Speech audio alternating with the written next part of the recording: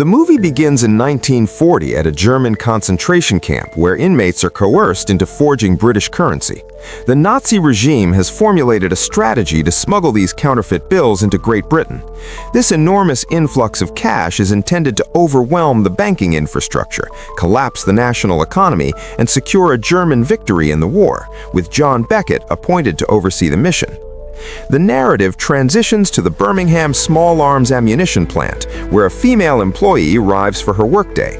Because it is her birthday, her colleagues begin to sing to her. However, before she is able to extinguish the candles on her celebratory cake, a German bomb strikes the facility and kills them all. The focus shifts to Tommy Shelby, who is informed by his associate Johnny about the previous night's events. A Romany family fleeing the bombardment breached their perimeter and entered their property. Tommy expresses his desire for complete isolation, but Johnny mentions that one of the women identified him from the past and inquired about his well-being. The woman referred to Tommy as the Romo, signifying the king of all gypsies.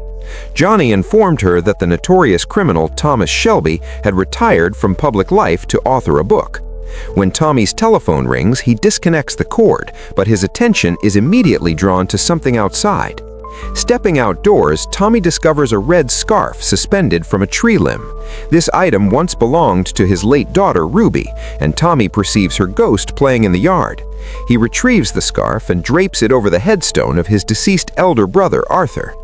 Johnny arrives to announce that Tommy's sister has come to visit. She was the one attempting to reach him by phone. Rather than welcoming her in, Tommy meets her outside. His sister, Ada, who is now a member of Parliament, remarks that the local residents only offer prayers to Christ or to him, though neither provides any relief. Ada reminds Tommy that he has living family members who are not apparitions. She questions how long it has been since he communicated with his children. Ada reveals that his son Charles is serving on the front lines in North Africa. Meanwhile, his other son, his gypsy son, is directing the Peaky Blinders in a manner reminiscent of 1919, behaving even more recklessly than Tommy and Arthur ever did. She insists that Tommy return with her to counsel his son before the young man is executed by the state or killed by a mob. Tommy confesses to Ada that he experiences hallucinations. Ever since Arthur's passing, it feels as though a portal has opened in his mind that he cannot shut. The scene returns to the Birmingham munitions plant as a vehicle arrives. Law enforcement officers announce that the Peaky Blinders have arrived and will act without restraint. They force entry into the factory. An individual stands his ground, stating that the stored weaponry is destined for the war effort. Tommy's son Duke asserts that they are authorized special constables enrolled that morning by the Birmingham chief inspector.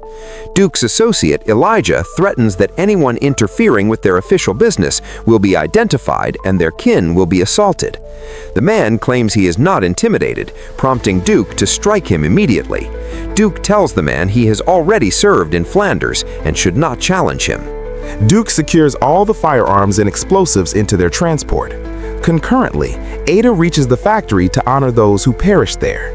The gathered crowd becomes hostile, questioning her presence and blaming the Peaky Blinders for the tragedy. Elsewhere, the Peaky Blinders operate out of a club known as the Garrison.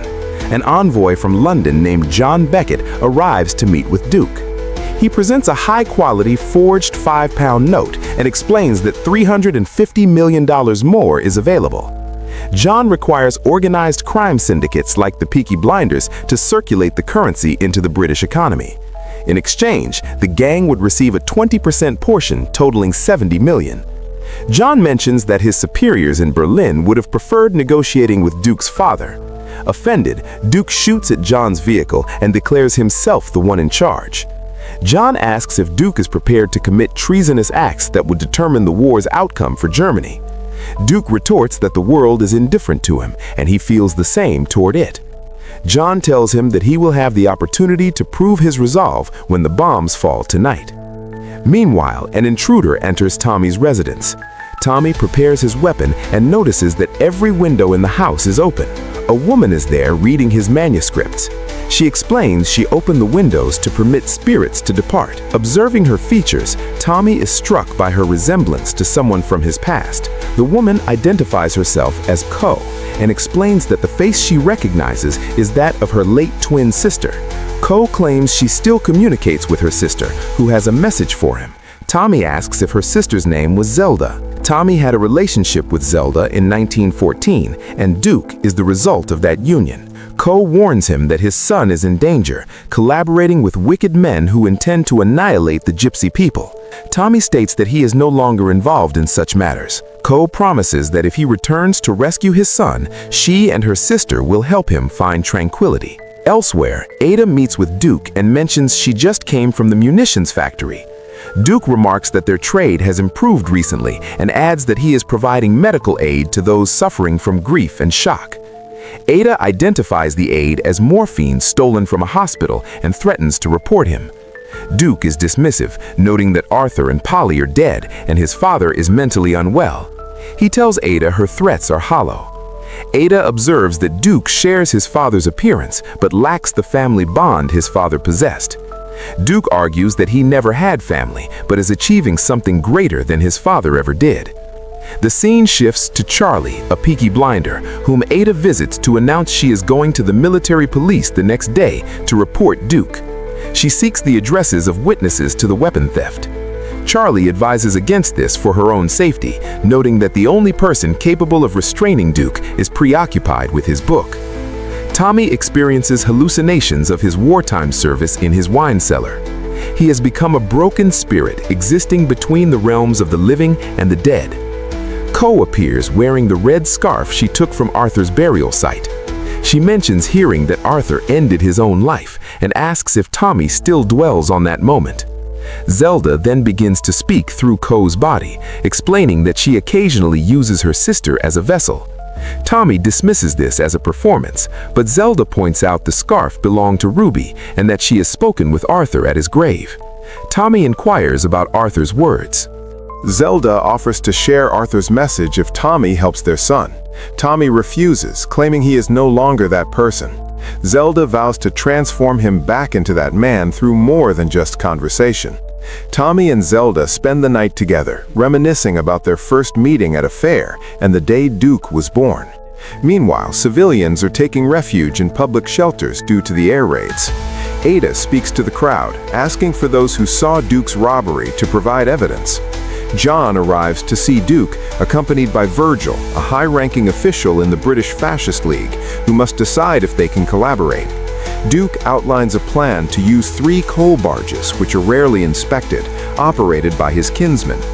Virgil demands absolute certainty and mentions the Gypsy emphasis on family. Duke dismisses biological ties as irrelevant. John then reveals that Virgil has been indiscreet with his mistress and can no longer be trusted. John confirms he verified this with the mistress before she was killed. Duke shoots Virgil twice, but John insists on one more shot, so Duke empties his weapon into him. John assures Duke there will be no consequences because of their powerful backers. He instructs Duke to go to Liverpool the next day to fetch the money and to hide Virgil's body in the meantime. Ko informs Tommy that Arthur claimed he was not alone on the night he died. Tommy tries to end the conversation, but Ko asserts that Tommy knows Arthur wasn't alone because Tommy was there. Arthur had tried to borrow money, possessed a firearm, and had taken Tommy's vehicle. Tommy admits there was a thick fog and he found an injured, erratic Arthur. Arthur was so intoxicated he mistook Tommy for the devil. Tommy insists it was an accident. That event was when his mental state fractured. Ko says they can offer him peace, though he cannot change the fate of Arthur or Ruby. He can still save his son. The following morning, Ko is gone. Tommy returns the red scarf to Arthur's grave. He prepares to leave, putting on his cap, though Johnny warns him he is unfit for the outside world. Johnny asks what weapons he is carrying and insists on driving him. Elsewhere, John tells Duke there is another body to manage.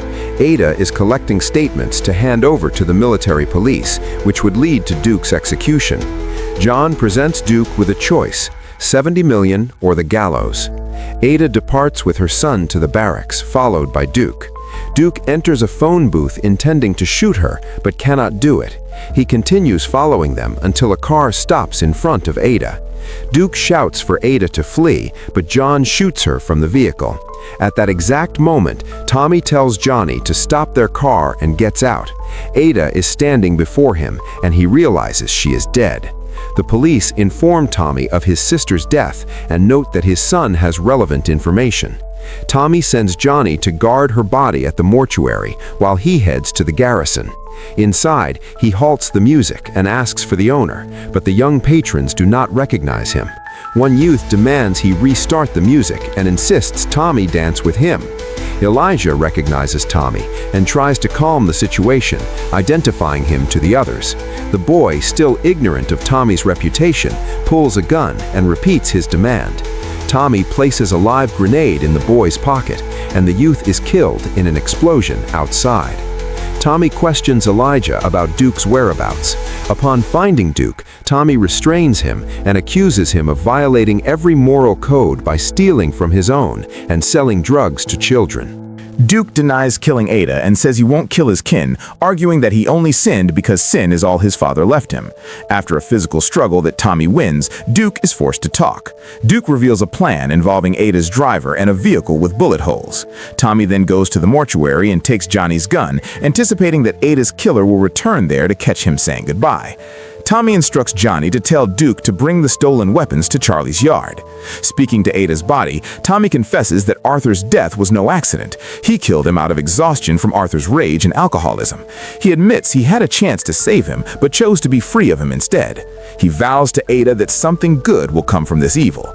When a car arrives, Tommy goes out to find John armed with an automatic weapon. They exchange fire as Tommy advances. John speaks of Hitler's plan to purge the garbage and claims his actions are for the greater good, ending the war with money instead of bombs. Tommy notes John is nearly out of ammunition. John fires his last rounds and flees on horseback.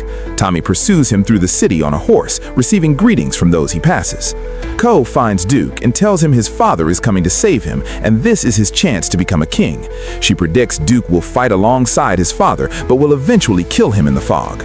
She tells Duke that Tommy seeks peace and only a bullet can provide it. She adds that as the eldest son, Duke will take the name Romero. Tommy arrives and Co tells Duke will assist him. Duke flips a coin as he sees Tommy. Tommy prepares drinks and acknowledges Duke's help.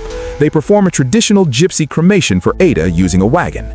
Later, Duke informs John that Tommy is coming for him and promises to call when they arrive in Liverpool in exchange for the $70 million.